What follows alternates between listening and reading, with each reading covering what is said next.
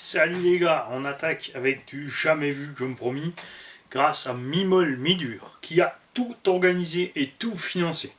Passer les coups de fil, organiser les transports dans tous les sens jusqu'à ici à ces garages 68. Donc merci Mimol Midur et monsieur Silly Thierry de la société Linux. Le Linux, vous avez peut-être déjà vu la pub, c'est un produit qui balance au pistolet à peinture autour de quelque chose et ça le rend indestructible. Il lance des pastèques depuis un chariot élévateur, il roule sur une canette de coca, etc. Alors il n'y a pas toujours que des trucs mystérieux. Une canette de coca, ça tient 250 kg de pression avant de péter. Donc normalement déjà si on roule doucement dessus avec une voiture, ça lâche déjà pas la base. Mais en plus d'après la vidéo, elle reste intacte. Il lâche une pastèque qui reste intacte, la pastèque c'est sûr elle éclate, avec le Linux n'éclate pas. Mais ce qu'on ne voit pas c'est l'intérieur. Et on a donc ici un test que même les ricains n'ont pas fait. Après, je suis un tout petit peu sceptique quand même, puisque si c'était un produit miracle, ça se saurait depuis longtemps, et ça serait vendu partout. Alors, n'empêche que ça doit marcher quand même. On a donc une carrosserie de X-Max recouverte de Linux. Alors attention, ça coûte la peau des fesses. C'est pour ça que Thierry de Linux a été super méga cool, parce qu'il nous a offert l'essai. Franchement, c'est super génial. On avait le choix entre une couche ou deux, soit intérieure, soit extérieure. Si c'était une seule, soit les deux. On a pris une fois une couche extérieure. Tout ça pour une raison de poids, déjà pour commencer. Et ensuite pour voir ce qui va se passer avec le Lexa en dessous. C'est ce qu'on ne voit pas avec le test de la pastèque et de l'œuf, etc. C'est que là, on va pouvoir voir ce qui se passe en dessous. Alors pareil, c'est pas trop lourd. Et ce qui est absolument génial, c'est la couleur et le rendu. Moi, ça m'éclate. Le souci, c'est qu'à l'extérieur, évidemment, on va être confronté à tout ce qui est rayures et abrasion, donc qui va faire souffrir le machin.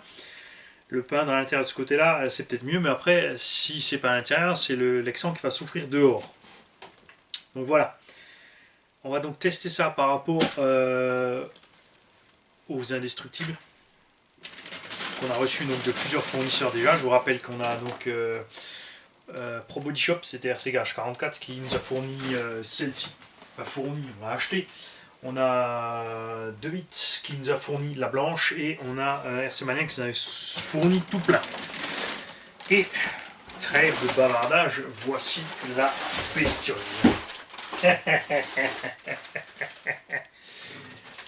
D'abord,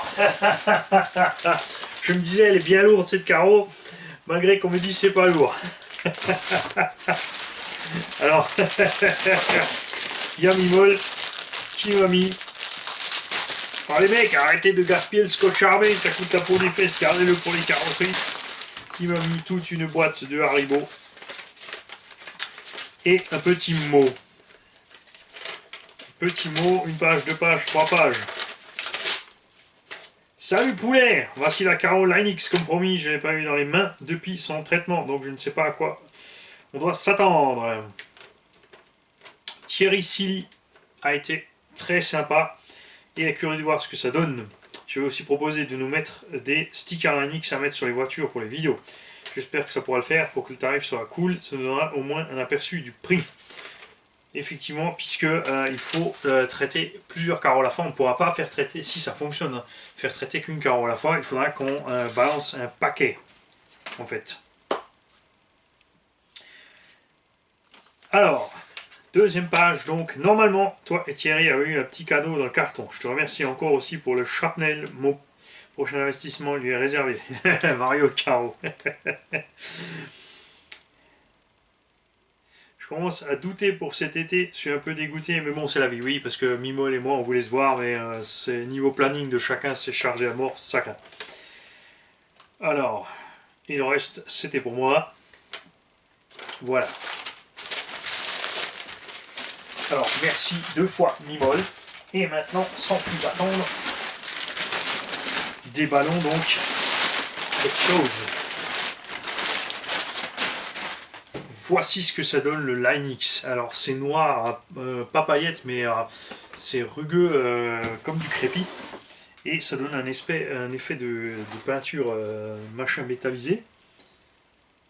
Alors sous le dessous, c'est nickel noir. Donc ça me fait dire que si c'est peint dedans, ça marche super. Et ceci est une carrosserie stock de X-Max. Et je dois dire qu'effectivement, ce machin est hyper caoutchouteux. C'est incroyable. Alors évidemment, là, on verra pas grand chose par rapport à la réalité de ce qui peut se passer sur Xmax.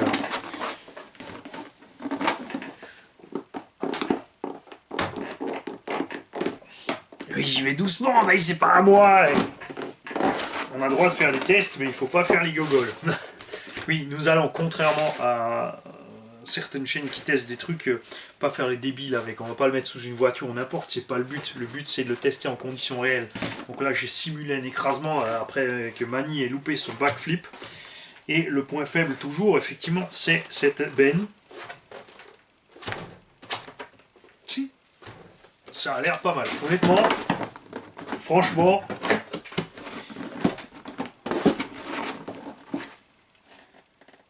Dieu. Parce que là, quand tu fais ça plusieurs fois que le Lexan en fait a des coups pareils, hein, tu crées des fissures dans le Lexan, des pliures et des machins. Et ben là, non. L'autre chose qu'on ne sait pas aussi, c'est comment ça va tenir sur le Lexan. C'est assez étrange, en fait.